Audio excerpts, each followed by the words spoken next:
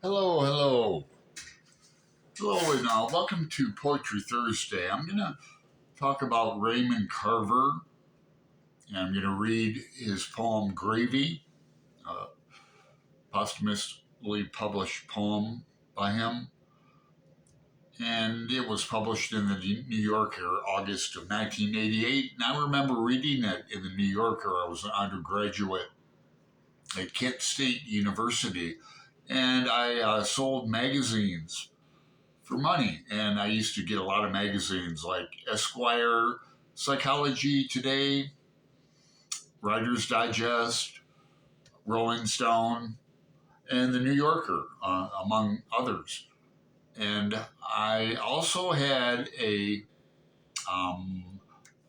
was not a broadsheet, but it was a chapbook signed by Raymond Carver, a short story called The Pheasant by him. And that's long gone. Uh, my favorite, he's a short story writer and a poet.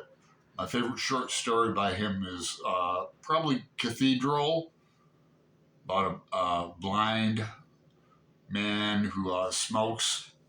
Kind of unusual, I guess, for blind people to smoke.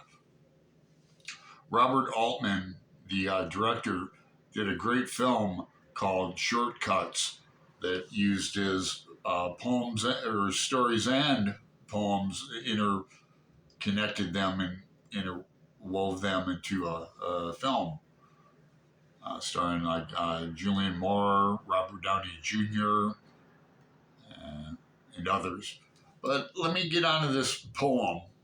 He was a raging alcoholic.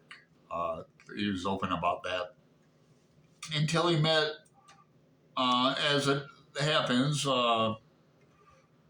semi-often, he met a woman who sobered him up, Tess Gallagher, the poet, and he talks about that in the poem. He was diagnosed with cancer and given like months to live, and ended up living 10 years, finally dying to cancer.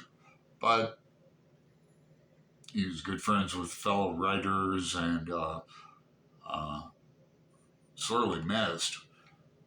I don't know if this is collected, the poem Gravy, in any books now. My favorite book of poems by him is Aquamarine. And there's a lot of collections, Where I'm Calling From, what we talk about when we talk about love, great stories, great poems. And it's called Gravy. No other word will do, for that's what it was, gravy.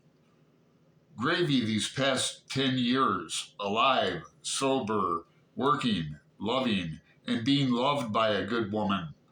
11 years ago, he was told he had 6 months to live at the rate he was going, and he was going nowhere but down. So he changed his ways somehow. He quit drinking, and the rest? After that, it was all gravy, every minute of it, up to and including when he was told about, well, some things that were breaking down and building up inside his head. Don't weep for me, he said to his friends. I'm a lucky man.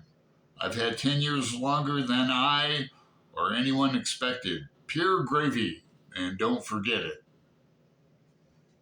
Thank you.